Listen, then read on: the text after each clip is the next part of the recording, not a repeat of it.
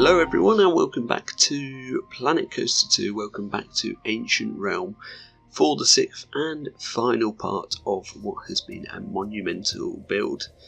In today's episode I'm pretty much wrapping up the rest of the Dark Ride sections and closing in the building to basically get the build completed. So the first thing that I work on is a moving door for the final room into the station, and then I start covering up a bit this final room and deciding on some scenery pieces and props to place in the final room. There's not going to be any animatronics in here, it's just going to be some crates with gold coins in them. Sounds a bit boring and cliched, but it actually works out really well, and I just wanted to have a go at making these crates with sort of custom coins. I end up using some, I think they're mythology coins or something, and mythology shields I think they are. I'm shrinking them right down and duplicating them and then making a couple of layers, which actually took quite a long time, but I've shrunk it down. Everything seems a lot quicker in a speed build, and then just changing the angle on them and stuff sort of one by one to make them look a bit more varied. And I think it turned out really well, actually, putting the extra slight bit of effort in to give each coin a bit of variation. Some of them are scaled slightly differently as well, so they're not all the same size. And then we've got some sort of pouring out of the crate onto the floor. And obviously I built all of this outside of the Dark Ride so that it's just easier to build. Now you can see that I'm placing them in and placing some rock work down to sit them on so that they're actually visible from the ride, because obviously you're sunken into the log flume trough. It's quite hard to see things unless they're kind of high up. So that's pretty much all I do for this final room. Put some of these crates down, put some coins in random places, and then vinyl decal stuff on the wall like always, and some lighting, and then that is it for this room. So that's pretty much all of the Dark Ride scenes done. The lighting here was very straightforward, just 2 floodlights and 4 hanging lamps on the wall. You can see lighting works out really well there as well, shining on the coins and everything. You get a clearer view of that when we do sort of POV and everything like that in the final episode, which will be a sort of tour of the whole build, and that'll be coming next once I've done it and recorded it. There's still a bit of work left to do on the actual build itself, but I'll talk about that more towards the end of the episode. Right now we're just finishing things off, so it's all the sort of fiddly details and hiding the bits that look a bit naff. So at the top here I didn't want all this track to be visible. It's a bit boring as well if you're on ride, because you've gone through all these Dark Ride sections and then you're just sort of on top of the building. So I thought I need to stick a little bit more theming here, so I just copy over loads of towers and then try and vary them a little bit with a kind of gate thing here, which is kind of cool. Loads of rock work type walls, loads of these rock walls with backstagey things holding them up for the realism touch. And then I end up sticking in some planters in this little section as well, which I think works out really nice and sort of gives a nice sort of break from all the Dark Ride sections of the ride. Just trying to vary this planting a bit as well. We even go for like a banana plant type tree thing there, which I'm sure isn't the correct name for it, but then just placing down a couple of brick pieces that look like they've collapsed off the wall or something like that, just rotating them around. And that's that section done. So the next thing I work on is the station, which I suppose is the final Dark Ride section, because it's still indoors and it's still dark, and it's the final show scene that I build, but I guess it's the first one for the ride itself. So obviously you're starting here when you start the journey on this ride.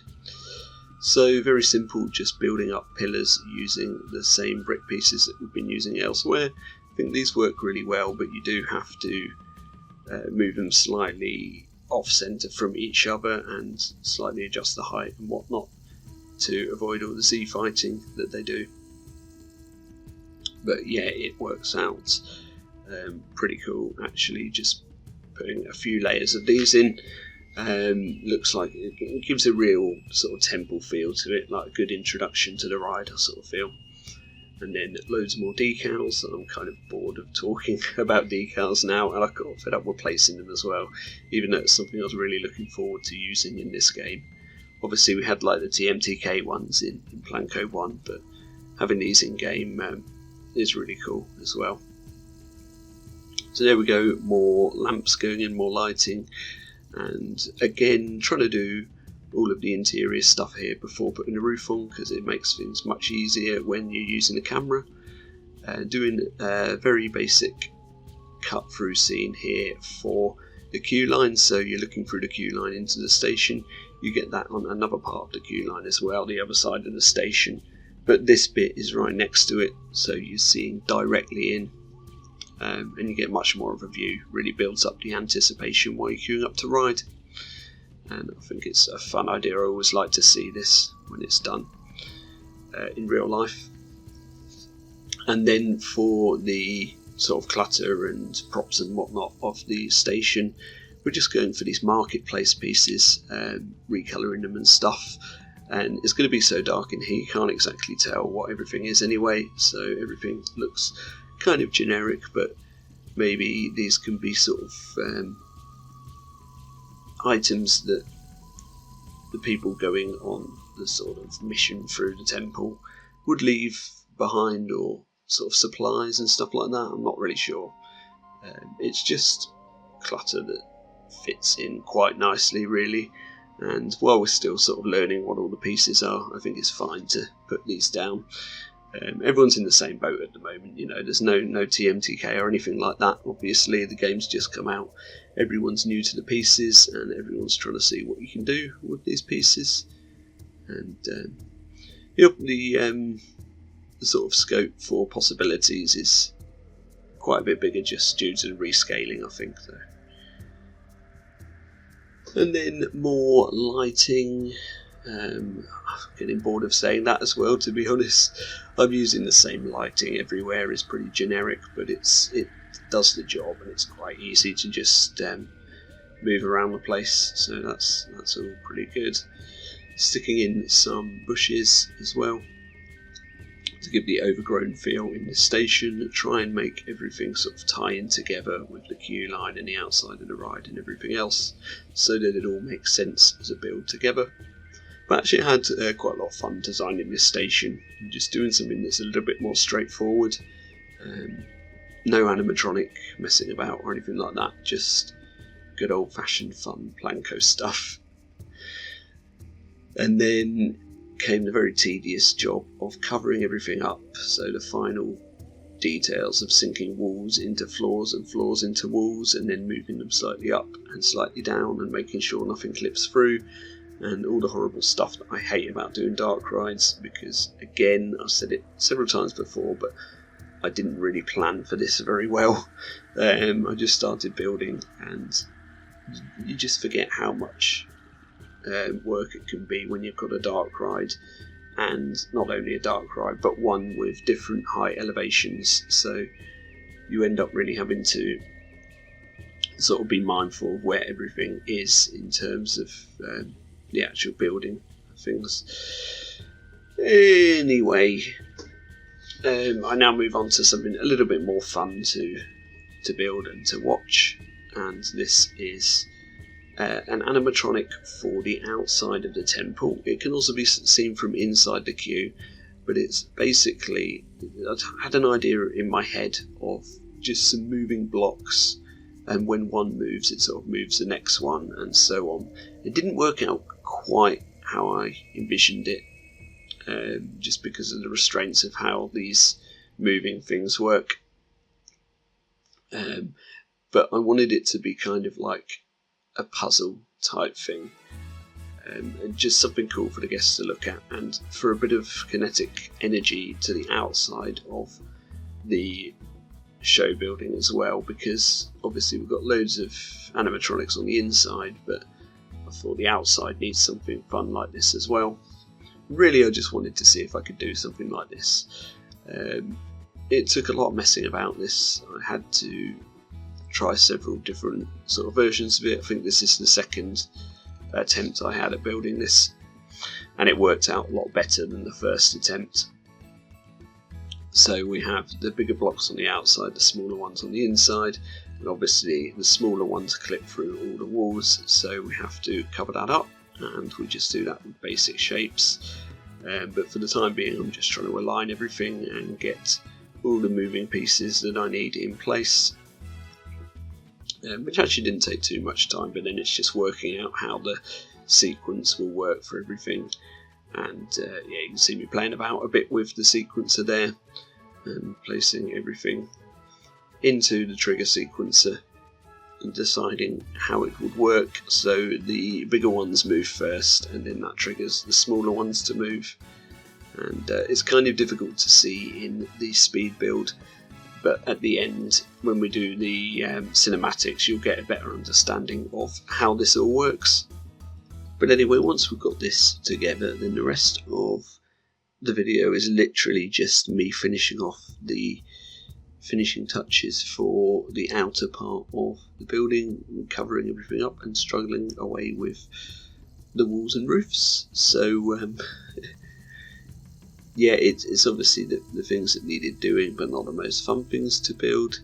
I like doing the design on the outside of buildings like this, but it does tend to get a bit repetitive with the theme that I've selected for this build, simply because I'm using very similar pieces throughout the whole build, and the toned down colours, we're not working with a huge different array of colours because I wanted to keep everything toned down just due to the sort of brightness of the game. I wanted to see if I could build something a little bit more realistic, a little bit more gritty in a way, while still keeping this heavy sort of theme park style theming idea. And yeah, it can be done. You don't have to go with the bright cartoony sort of art style of Planet Coaster 2. You can use these more toned down colours. But yeah, I'm kind of looking forward now to getting on to trying something a little bit different, something that we can make a bit more varied within the build. So yeah, I'm not really sure what I'm going to do next, but I need to just finish off a few touches on this build. I need to do a bit more around the outside of the sort of the park area around the front. So obviously we've got a bit of pathing at the front. I still haven't played with the pathing tool very much in the game, so going to have to get a little bit more used to that at some point. But I need to do a little bit more with the outside, because at the moment it's just a path leading up to the entrance, but there's not enough that needs doing for another video. So I was thinking I might even do just a short on YouTube to show off the rest of the work that I do there, but I'm not too sure yet. But either way, this build is sort of 98% finished really, and yeah, it's taken a good 3 weeks to get through this build, pretty much since a couple of days after the release of Planet Coaster 2, which yeah, it's been just over 3 weeks ago now, which seems crazy. I feel like I've had the game forever, and I feel like I've been spending a lot of time in this build, and like I say, it's definitely a bigger project than I envisioned it to be when I started doing it. So you never know how long something's going to take. But I think we do have a few quality of life fixes or adjustments coming to the game soon with the next free update, which is on December the 12th. I looked onto YouTube yesterday evening. Was it yesterday or the day before? I can't even remember now. But it was about the time, well, it was exactly the time actually that Frontier were doing the new announcements about the new oh, I can't get my words out. They were doing a video anyway, where they talk about what's coming to the game, and showing some of the new features off. It was really cool. Just as I sort of logged in, they were showing us the separate load and unload stations, which I know was a very popular, very highly requested feature for the game, so that would be cool to get that in. But there's a lot of just smaller things like adjusting the colours and the colour continuing to be there when you click away from it and stuff like that, just to make life a little bit easier. I have realised that there is still a hotkey in the game now for angle snap on and off, which is P rather than spacebar, and I've only just realised that in the last sort of 2 days. So for this entire build, I've been like manually going up there to take angle snap on and off, and I've just realised that I could have been using a hotkey, a shortcut key the whole time. So that's rather frustrating, but at least now I know. I didn't realise that was a feature of the game. I thought that was something that was, peeing everyone off, basically. So I assumed you couldn't do it, like you could in Planet Coaster 1. But yeah, we'll see what the new update brings, and hopefully it'll fix a few of the things that people are struggling with, as well as potentially bringing in the new water slide physics that they've been talking about. Which is heavily requested as well, and to be honest should have been there on launch. But yeah, it will be interesting to see if a DLC comes with that patch. I'm sure it will, because we're coming up to Christmas now. But thanks everyone who's been watching this build for the entirety, or just for some of it. Very much appreciated, and I will see you all in the next video. Bye bye.